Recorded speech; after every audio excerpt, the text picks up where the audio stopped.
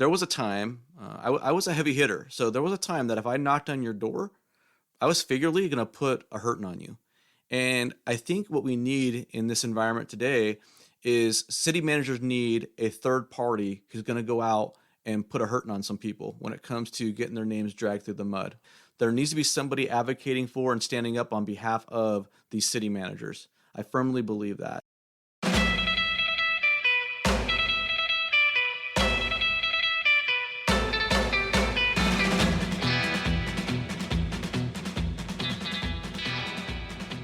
All right, ladies and gentlemen, I'm Joe Turner, and this is the City Manager Unfiltered podcast, a podcast for city managers and other public sector executives. It is the most influential local government podcast in America, racking up over 110,000 downloads as we speak. I received over 200 ratings and reviews on Apple in its first year of existence. I had more ratings and reviews of the City Manager Unfiltered podcast on Apple in its first year of existence than ELGL's GovLove that's been around for 9 years and over 600 episodes. How about that? Pretty amazing, the support I've been getting on this podcast, and I really am appreciative of all the support. I have people who have been donating to the Buy Me a Coffee who are monthly subscribers. I appreciate that. Helps cover the cost of the podcast. Man, if there isn't a better example to illustrate how influential this podcast has become, it would be today. Today is a historic day. I am recording this on Friday, September 20th. I am hours away from jumping on a flight to go on a 1-week vacation with my wife, but the news is so important. It's so impactful. It's so historic that I had to jump on the mic and record this episode because I'm going to have to put this out here during the ICMA conference. The major news announcement is, and I've been predicting it all along, the ICMA finally came to its senses and agreed to settle the lawsuit with James Freed. That's right, you heard me. They have settled the lawsuit with James Freed. It was announced today, and I'm going to unpack that here in a moment. Now, we've learned over the last couple of weeks that the public censure of James Freed was a split decision amongst the executive board back in June of 2022. It is believed to be the first censure in the history of the ICMA that had a split vote. Basically, the court filings, as I understand it, suggested that there's never been a non-unanimous public censure before the James Freed situation. And as a result of the settlement, part of the settlement, the terms of it, were that the ICMA would remove the public censure from the website. So it's been retracted. He's no longer censured. It's been removed. I don't think that's ever been done before. In fact, I'm pretty damn sure it's never been done before. Now, although this is a very exciting day, and I'm very happy for James Freed and his family, this ICMA statement, this joint statement that was agreed to by both Freed and the ICMA, there's a lot there to unpack. There's a lot there to unpack, and I got to tell you, my texts have been blown up, my messages have been blown up, and people are not happy with this statement by the ICMA. I have a lot of ICMA members who are pretty upset and annoyed. I'm not sure where this is all going to lead, but we're going to talk about it more here in this episode because I have a lot of thoughts. But before we get into that, why don't I read for you the actual joint statement so that you can understand what it says, and then we can go and dissect it. All right, so the official statement reads, titled, James Freed and ICMA Agree to Settlement, Washington, D.C., September 20th, 2024. It reads as follows. The International City-County Management Association and James Freed have resolved their differences regarding case number 22-1981-CZ. The terms of the agreement resolving the lawsuit are confidential and will remain confidential. The ICMA stands by its code of ethics and its process in investigating complaints, and this statement is made to clarify the following regarding the specifics of this case. Item A. The board did not find that James Freed is dishonest or lacks integrity, nor did ICMA's investigation into the ethics complaint disclose any evidence that Mr. Freed was dishonest or lacking in integrity. B. The board did not find that James Freed violated or refused to enforce an existing law.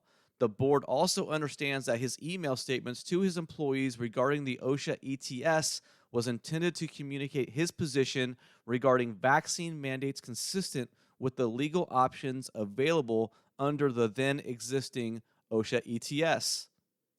Item C, a public censure is not and should not be viewed as ICMA's opinion relative to one's ability to serve a community as a city manager, nor is it necessarily an indicator of one's personal character. It goes on to conclude with the following. James Freed noted, quote, I am grateful to the leadership of ICMA for taking action to clarify its findings. I have always believed that there is tremendous value in the work of ICMA and its leadership to promote professional management in local government, end quote. It goes on to conclude with the following statement. ICMA has removed the public censure regarding Mr. Freed from its website, and ICMA and James Freed considered this matter resolved. I have received many text messages and comments about that press release, specifically the content of it, and just the general sentiment over the settlement with James Freed. And I'm going to read some of those statements right now, and I'm also going to read some more later on the podcast. And these are from city managers who are in my network who have reached out to me, okay?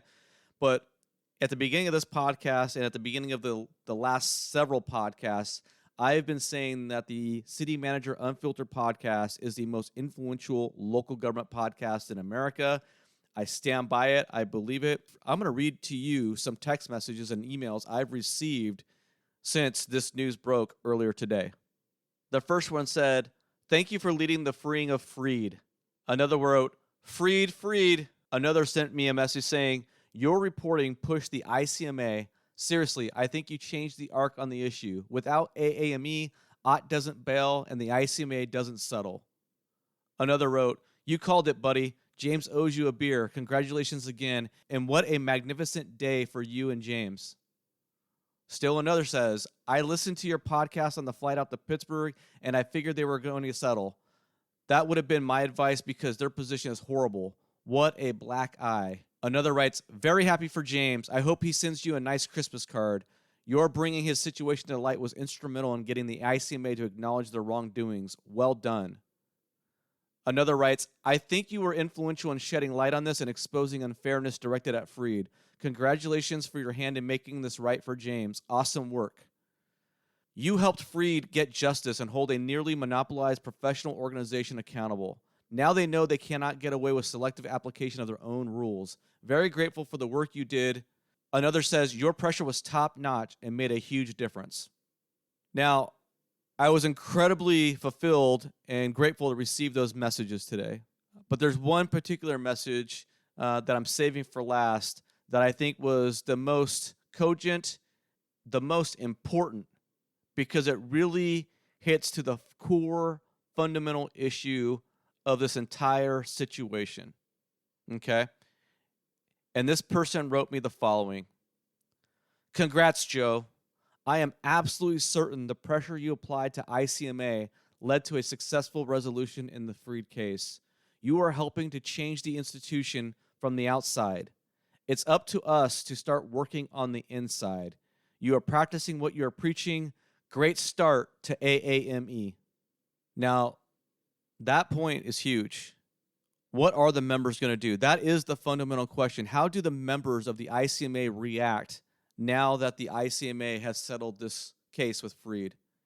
For 2 years, ICMA members have been allowed and been given the opportunity to duck this issue, to put their head in the sand, to suggest that there's two sides to every story, to hide behind the idea that we need to wait for the case to play out in court before making a decision or coming to an opinion. Well, now what? Now what? That is the real issue. That is the real question. And I want to come back to that point later on this podcast. So let's go back and examine this joint statement and compare it to the original press release that went out when Freed was publicly censured. In this joint statement, the ICMA says it, quote, stands by its code of ethics and its process in investigating complaints, end quote. Now, I just shared with you guys in the last episode, I literally read quotes from depositions provided by ICMA CEO Mark Ott, ethics advisor Jessica Cowles, and the ethics guru herself, Martha Perego, where they clearly stated that they did not follow the rules of procedure or follow their own process in investigating the complaints against James Freed. So I personally find that line to be incredibly insulting.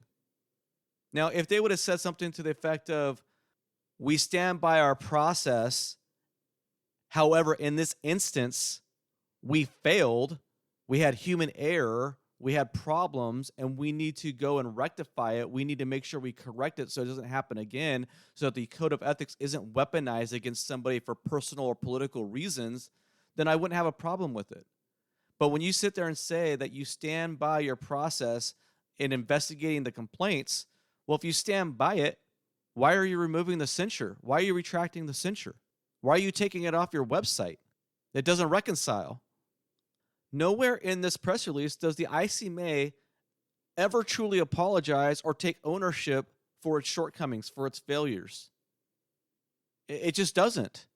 And it's simply unacceptable, especially when this joint statement comes out 2 weeks to the day from the LinkedIn post that the ICMA put out, which was filled with gaslighting and lies. And I never really dissected it, right? I didn't dissect it in the last episode because time got away from me and I didn't unpack it. But that press release, that LinkedIn statement was complete and utter bullshit. 2 weeks to the day, the ICMA wrote this or put this up on their LinkedIn page. I'm going to read it for you because it is just, the audacity to put this up, and then 2 weeks later, you're settling a lawsuit, and yet you're still maintaining that your process was sound. It goes on their LinkedIn page. It reads as follows. The ICMA has received a number of messages asking about the James Freed lawsuit against the ICMA. Again, proof that my podcast is the most influential local government podcast in America. Proof that my platform is the most influential and powerful platform in the industry. I move the needle. People pay attention. This is plainly evident. The only reason why they're getting inquiries and messages about James Freed is because I'm the one talking about it. They write, as our members know from their own experiences facing lawsuits from disgruntled residents, sound legal advice discourages commenting on the case. Can you believe this? 2 weeks ago, they're comparing James Freed to a disgruntled resident filing a frivolous lawsuit. That's what they're equating one of our peers to, is a disgruntled resident. They go on to write, however, remaining as open and transparent as possible is important. Yeah, right. Very open and transparent they've been. Particularly if a party or non-party, i.e. Joe Turner, in the lawsuit chooses to spread misinformation and disinformation on the matter, as is the case here. I got to tell you guys, that part of the statement got me hot. When you want to bring me into it and get personal and accuse me of spreading misinformation and disinformation 2 weeks before you're settling the lawsuit, that sticks with me. That sticks with me. In paragraph 2, their statement goes on to state that at the end of the day, an ethics complaint was filed against a member of the ICMA. The matter was researched and studied through a rigorous and well-developed process. That is absolute horseshit. If you can read that sentence and not be pissed off or livid, then I question your IQ and your mental capacity. As I stated in the last podcast episode, deposition statements under oath given by Mark Ott, Martha Perego, Jessica Cowles, and even Molly Maynor, the CPC chair, state that the case against Freed was not researched and studied rigorously. They admitted that they didn't research the matter at all, that they didn't even know the facts. They were unaware of so many aspects of the case, it's ridiculous. They didn't want to know the facts. That's why they didn't send it to the fact-finding committee in Michigan. Yeah, and something I point out before, but I need to really kind of hit this home. You have Victor Cardenas, the Novi, Michigan city manager, right, who is ultimately the main representative for Freed on that executive board. He is his fellow manager from Michigan, and Cardenas does not step up and educate his own peers on the executive board what is going on in Michigan when it comes to the law and what the options are for the city manager when it comes to vaccine mandates versus testing. Not only does he not educate the executive board about the nuances of Michigan and their laws and their situation, he goes on and helps pin the actual press release statement that defamed Fried. It's just incredible. It continues that the executive board reviewed the relevant details, invited the individual to present their perspective in person, thoughtfully debated and deliberated the matter, and reached a conclusion that there was indeed an ethics violation. 2 weeks ago, there was an ethics violation, guys. Remember, they thoughtfully debated and deliberated the matter, which they did not. They did not do that. That was once again confirmed in the deposition statements. When you have the CPC chair tainting the entire process at the outset by introducing the appellant as someone with quote-unquote past ethical issues, even though they've never been found guilty of any ethical violations, when you have the CPC chair who is making allegations that somehow James Fried is a physical threat to them and her because he simply wants to attend the proceedings in person and make a case, he flew down after his wife gave birth. He flew down from Michigan to Florida on a one-day trip. He turned around and went the next day. He shows up just to appeal his case, to fight for his career, his reputation, his good name, and they want to sully him by suggesting that somehow he's a physical threat, like he's going to shoot up the place. But they thoughtfully debated and deliberated the matter. This is when Pamela Antiel was going on and on in a text exchange with another member talking about how Fried looks like a douchebag and punching him in the face. That's the thoughtful debate and deliberation that happened. Was it a thoughtful debate and deliberation when Jessica Cowles, Martha Perego, Mark Ott, none of them ever even divulged to the executive board? I'm pretty sure this is true. No one's told me otherwise. That there was never any communication of the inherent conflicts of interest between Cowles and Perego to the executive board on the previous two ethics investigations that went absolutely nowhere. The LinkedIn statement goes on to say that the decision-making process was thorough, thoughtful, and professional. It wasn't. It wasn't. They are gaslighting. They are outright lying to the members of the ICMA. Outright lying. And this is 2 weeks before they decided to settle. I shouldn't say decide to settle, before they were forced to settle, because they knew the hammer was going to get dropped on them. They knew it was going to be catastrophic to go to trial. They knew it was an existential crisis to the organization if they went to trial, and it was exposed as to what truly happened to one of their members. The statement reads that the individual disagreed with the judgment concluded by the majority of the executive board, and so they filed a lawsuit. For the past 100 years, adherence to the ICMA Code of Ethics has remained the foundation for ICMA membership, and it binds ICMA members together around core ethical beliefs and obligations. Subjecting our conduct to the review of fellow ICMA members through a clear process is essential to maintaining public confidence. But I've already established to you guys numerous times that they don't subject conduct to the review of fellow ICMA members. It's only done on a partisan, personal basis. It's weaponized. It's very selective as to who gets reviewed and who is truly held accountable for their actions and violations of the ICMA Code of Ethics. That is how you can have Ray Beret, the chief of staff for ICMA CEO Mark Ott, contribute to political campaigns, Democrat candidates, Democrat PACs, all the way back to like 2007. He's been an ICMA member since 2009. He's donating to these political candidates and PACs, which is a clear violation of Tenet 7, and nothing happens. Martha Perego engages in partisan political activity using her @ICMA Ethics Twitter handle, and she's quote-unquote counseled. She was never disciplined in any meaningful way.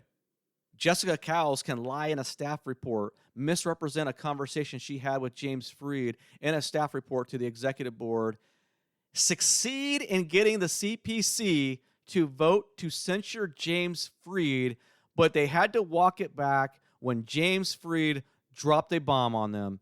He had a recording of Jessica Cowles, and that recording was nothing like what was communicated in her staff report to the executive board. I've talked to James Fried about that staff report, because do you know that as a defendant in an ethics case, you don't get to see the staff report? He had no clue what was in the staff report. In fact, the only time he learned what was in that staff report was through discovery of this lawsuit. That is the only reason why he was able to figure out what happened, why he was going to be publicly censured, and they walked it back. It was because she lied and she was exposed and nothing happened to her. This is back in 2019. She was caught lying in a staff report and she was never punished. She was never held accountable. In fact, she was allowed to investigate Fried Once again, a few months later, on the trumped up pictures allegation, right, with the political candidates and other elected officials, where they're trying to claim that he was engaging in some sort of violation of the code of ethics, and the Michigan fact-finding committee said that it was absolute hogwash, that in fact they had taken pictures with other electeds themselves and they saw no reason why they were even investigating. She was allowed to investigate Freed again. And then, of course, she was allowed to investigate Freed a third time. When you have a Michigan manager who goes on stage and endorses Gretchen Whitmer for governor, states that he's violating the rules and he knows he's violating the rules, but that the election's too important. It was broadcast on local news channels. Multiple people have told me this. Multiple managers in Michigan told me this. How come there wasn't a public censure on that? Is it because he was supporting the right political candidate? And when I mean the right political candidate, I mean on the left. Is that why he wasn't punished? James Freed gets a public censure, and I'm going to read this to you guys. He got a public censure over the following, because he put an Instagram post at Gretchen Whitmer, and he said the following. Now remember, this is after he beat her administration in court when they tried to do a bogus fine on the city of Port Huron, alleging that they didn't follow COVID employee safety protocols, and he exposed them and the administration for burning documents. This was his Instagram or text, Facebook message or whatever it was. He wrote, "You shouldn't mess with a father who cares about the world his little girl grows up in." He was censured for that. This is a fact. The ICMA public censure of Freed reads as follows. Finally, the board found Freed's commentary to a colleague on the State Association listserv failed to adhere to his ethical obligation to treat colleagues with professional respect. His crime was that he pushed back on a city manager who told him that he should reread Tenet 7 because they felt that he was violating Tenet 7 by posting a commentary piece on the listserv. And James Freed correctly pushed back on that manager and said, "How dare you call my ethics into question on the state listserv simply because I'm posting an editorial?" James was censured for that. But you want to know what else I've heard? That another Michigan manager told James Freed on this very same listserv to quote unquote, "shut the fuck up." End quote. That manager was not censured. That manager was not publicly censured. I don't even know if they were. I don't know if they were privately censured. Of course, I don't know, but they were not publicly censured. So excuse me when I think the ICMA statement that subjecting our conduct to the review of fellow ICMA members through a clear process is essential to maintaining public confidence, when it really seems to be applied very selectively. And that, ladies and gentlemen, was the LinkedIn statement, the very first time the ICMA actually mentioned James Freed's name in a public document. That was what the ICMA decided to roll out. That was their position. And then they followed it up a couple days later on Monday when Jason Grant wrote that terrible piece about how he does not believe a public censure is punitive. In that very same paragraph, Grant says, "Censures are necessary to maintain accountability. The ICMA credentialed manager designation and membership in ICMA are respected because the requirement to adhere to the code of ethics provides public confidence that the individual is held to a higher standard of ethical conduct in their role as a city or county manager. And so we must defend our right to hold ourselves accountable as ICMA members." Now, there's a little nuance there, right? I want to highlight something that no one's really been talking about. Grant writes that this code of ethics provides public confidence that the individual is held to a higher standard of ethical conduct in their role as a city county manager. Does that mean the code of ethics applies to a member of the ICMA when they're sitting on the executive board? I have been told that the executive board members do not believe that they are subject to the code of ethics while sitting in the capacity or as the body of the executive board. Is that true? It sure seems that way. Apparently, you can be an ICMA member, but as long as you're on staff, you don't have to follow the code of ethics, at least not the entire code of ethics, right? Martha Perego was not subject to Tenet 7. She was not subject to Tenet 7, right?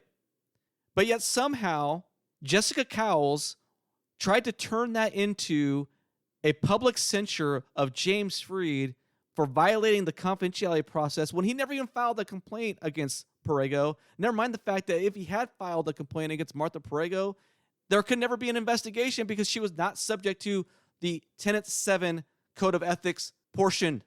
Does this explain why the ICMA's number 2 most powerful person, the Chief of Staff, Ray Beret, can violate Tenet 7 and there are no consequences? It boggles my mind who was held to be accountable to the Code of Ethics, who has to follow the tenets and the guidelines, and who doesn't.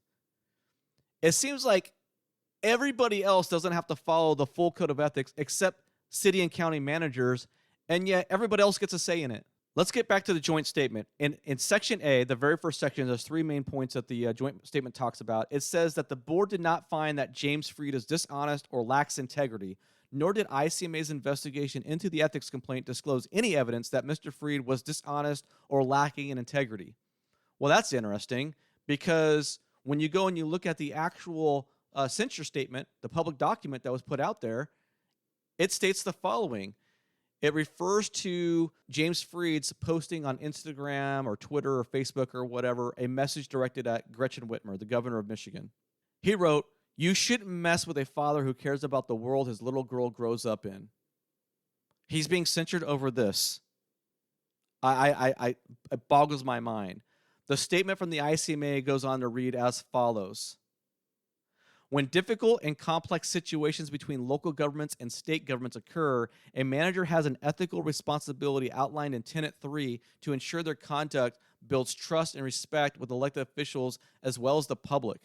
The board determined that Freed's post did not reflect the highest standards of ethical conduct and integrity and was especially inappropriate for a credentialed manager. Now, the ICMA mentions honesty and integrity in the second portion of the censure. It reads as follows.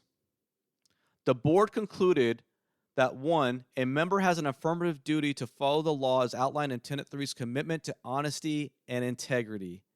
So in 2 instances in their censure, they cite some bogus language about honesty and integrity when neither of his supposed offenses had anything to do with honesty and integrity because this was a manufactured, trumped-up charge to try to get him. How is it that if you're mentioning honesty and integrity twice on 2 different components of his 3-part public censure, how is it that today they can put out a release that says the board did not find that James Freed is dishonest or lacks integrity, or that there is no evidence that Freed was dishonest or lacking integrity during the investigation? But remember, this is the same organization that stands by its process in investigating complaints, right? This is the same organization that on LinkedIn talked about the rigorous process and how thorough and professional it was. Let's go to item B. And it reads once again, the board did not find that James Freed violated or refused to enforce an existing law. The board also understands that his email statement to his employees regarding the OSHA ETS was intended to communicate his position regarding vaccine mandates consistent with his legal options available at that time under the existing OSHA ETS. Yeah, they're saying that now. The reality is we have deposition testimony that shows that they had no clue what was going on. And not only did they have no clue, they refused to investigate it even after James Freed and his attorney showed up and made the case and articulated these important facts to the board, to the executive board at his appeal hearing. This is the same board in which Novi, Michigan city manager Victor Cardenas was on, and apparently he had nothing to add to the conversation. Let's go back to the second point and read the public censure document on the website. It says that Freed sent an email to city employees in November 2021 that included the statement, quote, "Hear me now, I will never enforce a vaccine mandate upon my employees." He was saying that because he had the option of giving the test option. He didn't need to have the vaccine mandate, and he was never going to enforce the vaccine mandate as long as he had the testing option because he had employees, namely public safety, fire, and police officers threaten to walk and leave the organization if they did implement a vaccine mandate. In fact, a little birdie told me a story recently about Pamela Antill over in San Diego County. So, Pamela Antill, Her and the city of Encinitas are currently being sued because she fired employees who refused to get the vaccine, even they even refused to honor religious exceptions for the vaccine. So they fired employees there. I have been told by a reliable source, and I'm trying to track down more information on this, that Pamela Antill and the city of Encinitas were losing employees to other cities and jurisdictions in San Diego County that didn't have the mandate, that weren't forcing their employees to get vaccinated. And so I am told, and I'm trying to track this down, but I was told that Pamela Antill went around and tried to coax other San Diego County city managers to implement the vaccine mandate on their employees so that she could staunch the bleeding and loss of employees. Because if everybody in the county had a vaccine mandate, then her employees wouldn't have any place to go unless they wanted to go up north to Riverside County or Orange County. So James says he's not going to enforce the vaccine mandate. He wants to put down the fear and uncertainty and the stress that his employees are enduring, right, through this whole process. You got to remember, this is a once-in-a-lifetime pandemic, that our own professional association does not want to give grace to a city manager who's trying to navigate this very difficult time. We hear a lot of city managers and ICMA folks and members talk about how important it is to make sure our staff is happy, to build staff morale. But yet, when a manager takes a very aggressive and assertive step to say, I am never going to enforce a vaccine mandate so long as I have the testing option, he is raked over the coals for that. Completely unacceptable. The public censure statement said that the board concluded, 1, a member has an affirmative duty to follow the law as outlined in Tenet 3's commitment to honesty and integrity. Well, he was honoring the law, 1. And 2, funny, I don't ever hear the ICMA talking about any situations involving sanctuary cities for illegal aliens or any other laws that provide ways for illegal aliens to circumvent the laws of the land in this country. Why is that? The second part of their statement says a member may choose to resign from their position if they find they cannot implement a law or policy because it conflicts with their personal or professional beliefs. Yes, of course. So even if James Freed was saying that he was never going to enforce the vaccine mandate ever, there's nothing wrong with that, because if it was going to be implemented, he could resign. He wouldn't have to violate the law. The third part says that a manager has a responsibility to ensure their conduct enhances public trust in their position, their organization, and the local government management profession. There is nothing wrong with stating a clear opinion about where you stand on the vaccine mandate. It was a very controversial issue. The statement concludes that the board determined his preemptive declaration to city employees that he would never implement a specific law or policy was contrary to the principles in Tenet 3. It's not what he did. That's not what he was doing. And even if it was what he was doing, that's a bogus statement. You cannot publicly censure somebody because they say they're not going to follow a certain law. Let me pose this question to all the social justice warriors who preach about DEI and diversity and equity and being anti-racist and all this other stuff. If there was chatter about racial segregation becoming a thing again, and a city manager said that I will never support a law that allows for racial segregation, would that manager be censured? Would you deem that worthy of a public censure? Of course you wouldn't. This was manufactured excuse to get James Freed because it was a personal political vendetta and nothing else. Let's go on to part C of the joint statement. This is really confusing. I don't know what to make of this, guys. It reads, a public censure is not and should not be viewed as ICMA's opinion relative to one's ability to serve a community as a city manager, nor is it necessarily an indicator of one's personal character. What does that mean? I had one city manager posting on LinkedIn on someone else's post. I said I had no idea what that means. In the last podcast episode, I talked about how the ICMA attorneys argued that the public censure was merely a statement of opinion by the ICMA and not fact, and therefore it was not grounds to consider it defamation.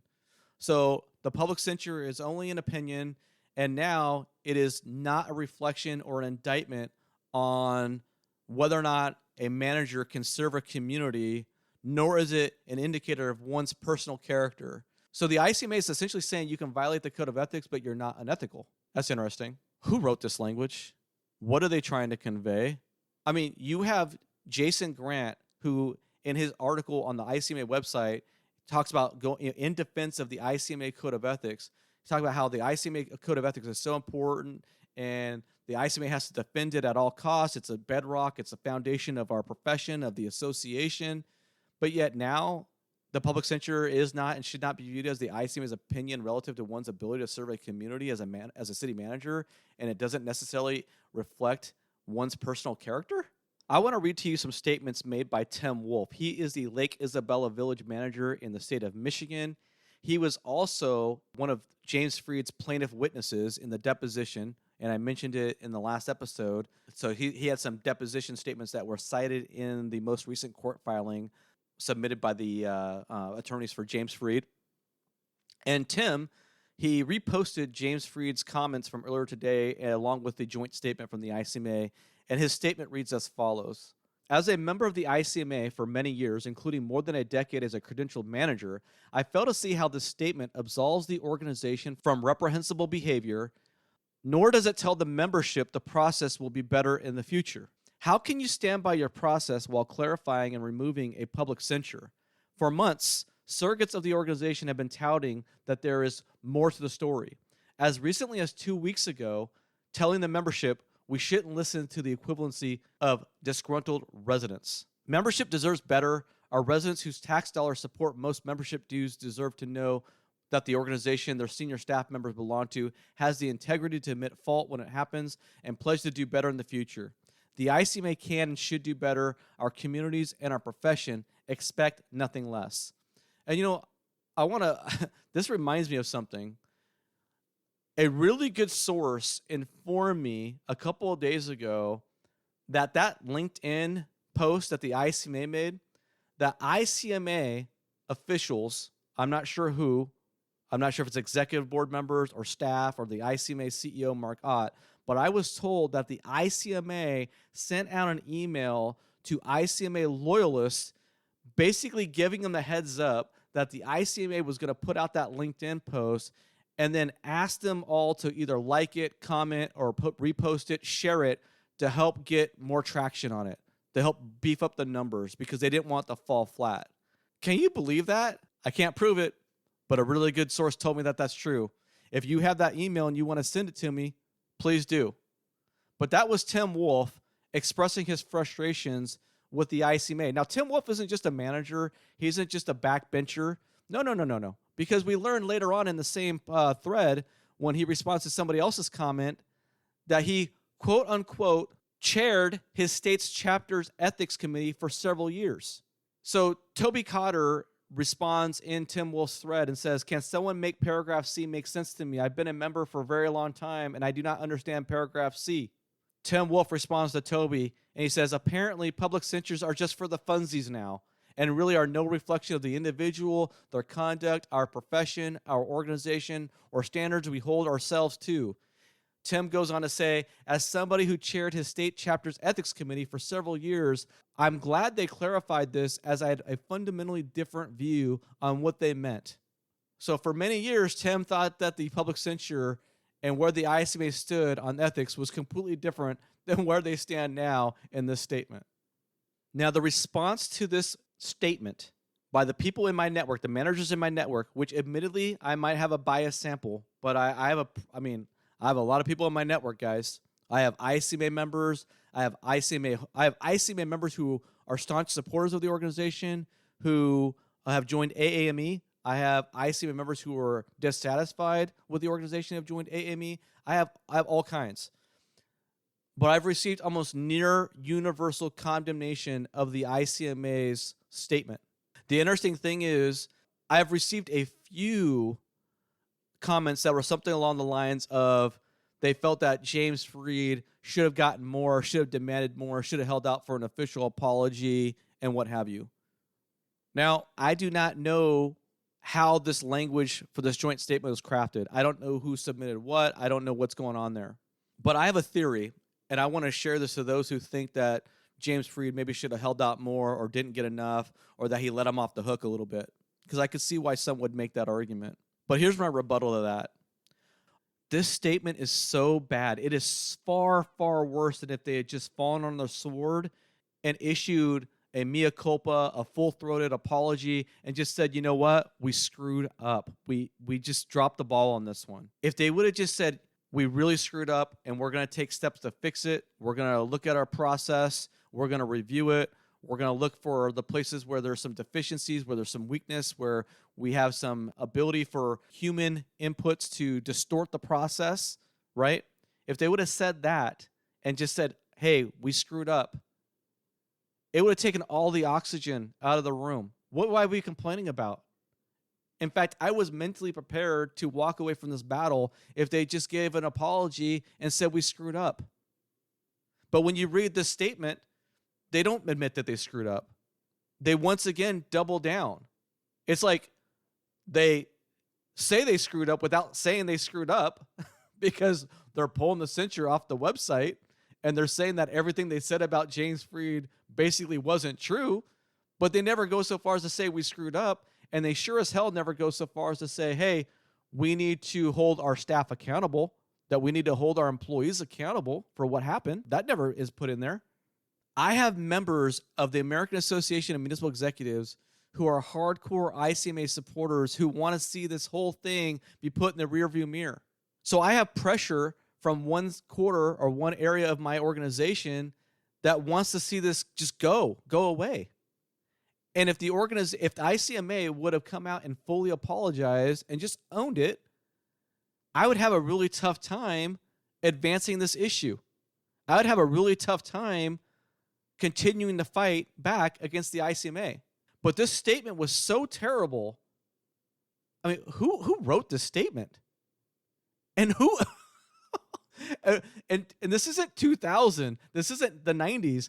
I mean, the idea of like, oh, we're going to sneak this through on a Friday news dump, like that is so old school thinking. Like you guys are literally releasing this the day before the conference start. People are flying into Pittsburgh as I'm recording this podcast right now.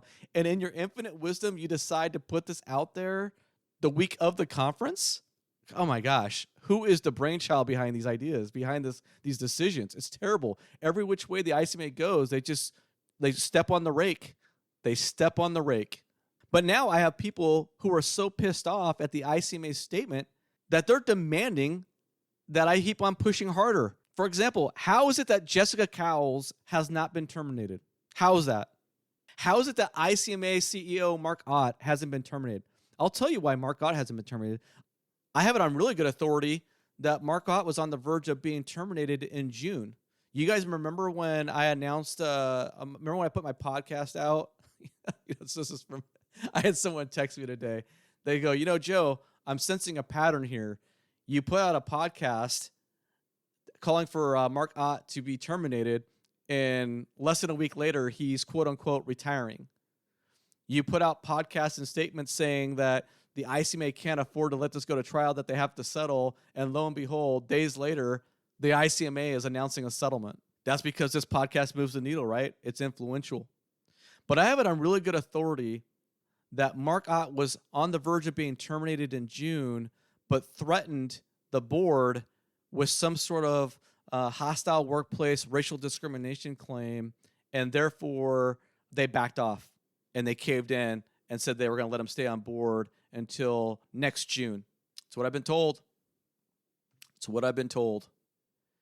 But in the case of Mark Ott, what do we know about Mark? We know that he was aware that James Freed filed a complaint, the infamous Martha Perego letter, right? And what did he do?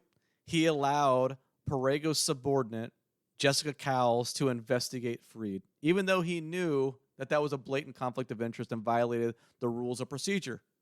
No consequence. We know that Jessica Cowles tried to manufacture a public censure in retaliation and in support of her boss, Martha Perego, by somehow trying to convince, apparently she did convince, right, the CPC to do a public censure of James Freed.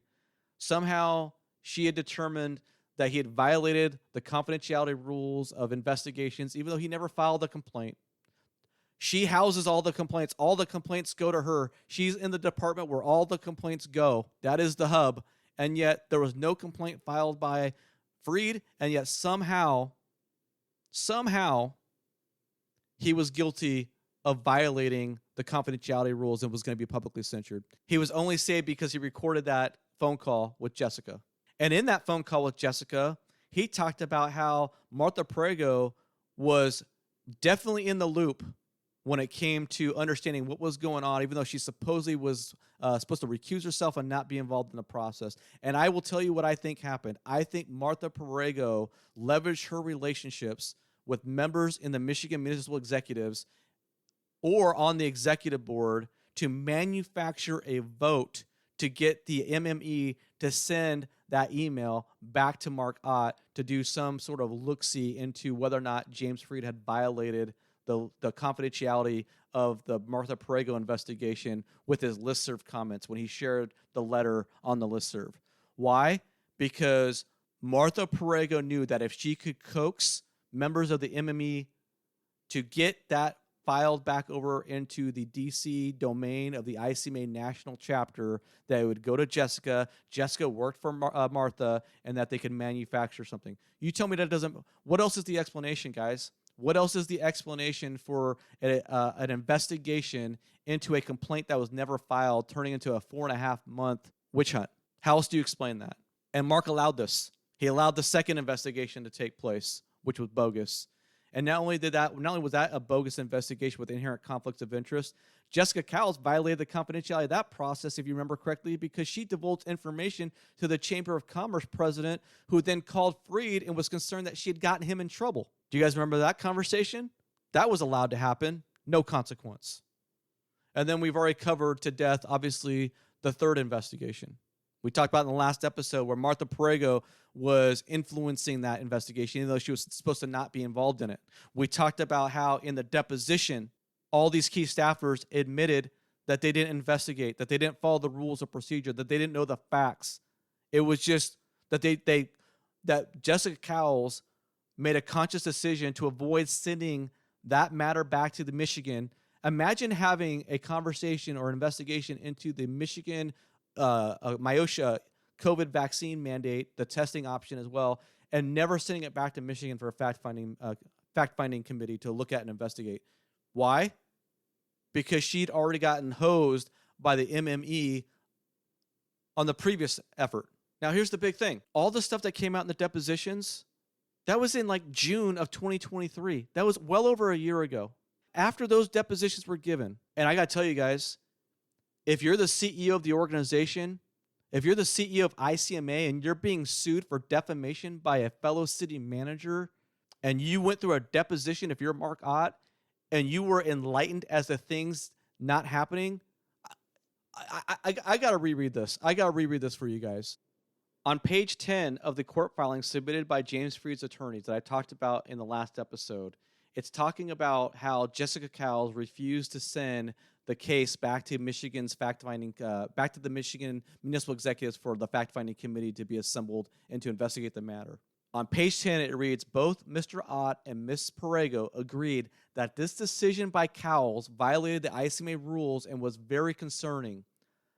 Ott said, quote, of course I'm concerned when the rules aren't followed, end quote. How concerned was Ott? Apparently not very. Because as far as I'm concerned, it's to my understanding, nothing has ever happened to Cowles. She has not been disciplined. There have not been any consequences. In fact, she's been promoted. She's been promoted. She took over for Prego when she retired. So on page 9, and I know I'm repeating this, folks, but bear with me, right? Because this deserves reiteration. It deserves emphasis. Because on page 9, it talks about Ott being informed in the deposition that Cowles did not do an investigation. And he testifies that he expected them to do an investigation, quote, as they always do, end quote. And if you go to page 8, it says how Martha Prego was negatively biasing Cowles against Freed in that third and final investigation, even though she was supposed to be completely removed from the process, right? Because there was an inherent conflict there. It says, nonetheless, when Ms. Cowles reported the plaintiff's reaction to Ms. Prego, Prego directed Ms. Cowles, quote, someone that unprofessional doesn't need to be part of the ICMA, end quote. Mr. Ott, on his deposition, page 57, testified that this type of bias was the exact reason why he did not want Ms. Prego involved in the investigation. How many times we got to show that this investigation process was corrupt? It wasn't following the rules, that there were conflicts of interest. And yet the ICMA wants to issue a statement saying that they stand by their process. They want to publish LinkedIn statements and website comments by Grant that their processes were thorough, that they were rigorous. Here's the big thing, guys. These depositions were in June of 2023. If you are the CEO of the ICMA and you are being sued by a manager and you find out in your deposition that you have subordinates engaging in activity that violates the rules and is unethical, that there's conflicts of interest, that they're not doing what they think they should do, why are you not standing up and taking charge and getting control of the organization? He has no control of what's going on. And I want you to remember that after these depositions were given in June-ish of 2023, Perego was rewarded with the retirement ceremony, luncheon or whatever at the Austin annual conference. Cowles was rewarded with a promotion.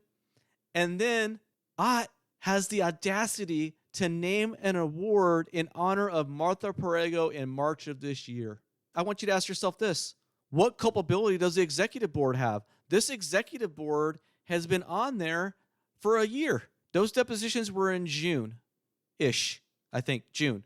This current executive board was seated in late September of last year. They've had a year to look at these depositions. Did they ever even look at the depositions? I think it's fair to ask the question, if you're on the executive board, did you ever read the depositions? Because if you did, I'm really curious to know why you have not fired a CEO who has lost all control. There's no institutional control of this organization whatsoever. Why would you allow a CEO to run the organization into the ground and put the organization at the crossroads of an existential crisis? How is it that you can sit there and watch your CEO reward these individuals while talking about accountability and holding each other to a higher ethical standard? How is it that Mark Ott is being allowed to retire when, as he's walking out the door, the reputation of the ICMA is being crushed? How is it that if you are an ICMA member attending an annual conference in Pittsburgh, that you can, with a straight face, allow Jessica Cowles to host a workshop on ethics and not challenge her, not challenge that orthodoxy, not challenge the status quo, the company line? I want to go back and read one of the quotes that I received today, one of the messages I received today from someone in my network. I read it earlier. I'm going to read it again because I think it merits repeating. Congrats, Joe. I'm absolutely certain the pressure you applied to ICMA led to a successful resolution in the Freed case. You are helping to change the institution from the outside. It's up to us to start working on the inside. I got to tell you, folks, people are pissed. So what are you going to do as a member? Are you just going to stand by and take the lame argument that the case has been settled and therefore no one can talk about it, it's confidential, and you're going to fall for all that, right? That basically that's the model, right? Is that you can't comment on it while the lawsuit's pending, right? Because there's two sides to every story, and there's legal advice and yada yada yada, right? So you're going to give the organization grace, and you're not going to you're going to reserve comment until it plays out, and then when it plays out and it's settled and the terms are confidential, the argument is, well, no one really knows what happened. So no one's held accountable. I mean, that's a great scam, right? If you're an institution or an organization. But the responses to the statement today have been so terrible. I'm gonna read a few of them that I got today in my emails, my text messages. Someone writes, "For your next chapter, how about a campaign for the ICMA to do away with the ethics award named after Martha?" Yeah, how about that, guys? I think that should be erased. I think that should be thrown in the dustbin of history. Another one writes, "During the whole process, the ICMA kept doubling down on stupid. Admit your mistakes and move on. Don't keep pretending you were right. This is a classic situation where the CEO had a passive board with virtually no oversight, which allowed him to run the organization like it was his." That's because the executive board is handpicked by insiders. There's no competition. It is a sham election process. None of the people on the executive board today or those who are going to be put on there this week have ever had to articulate what they believe, where they stand, be put on any positions. None of them, ever. To this day, none of them make their voices heard None of them raise their hand and say, you know what? I believe the CEO should be fired. I believe the CEO should be terminated. No one says, you know what? I have great concerns about how the staff have handled this. And no one obviously has called for the termination of Jessica Cowles. Now, if we're being a little intellectually honest, I don't really think they should call for the termination of Jessica Cowles, right? Because she reports to the CEO, and the CEO reports to the executive board. But the executive board allows the CEO to get away with driving the organization to the ground. Another manager wrote, as a member, I want to know a few things. When did the executive board realize an investigation was not completed? Why did they not apologize and settle then? And will any action be taken against those ICMA employees who are responsible or culpable? Another writes, how much did this legal battle and settlement cost the organization? I'm curious how much more the ICMA is going to pay in D&O insurance renewals next year. Someone writes, I'm not surprised. They had a terrible case and probably knew they were in for a hell of a fight. Another writes, good for him, referring to James Freed. That organization needs a transformational leadership change to save itself. So where do things stand now? What are the members going to do?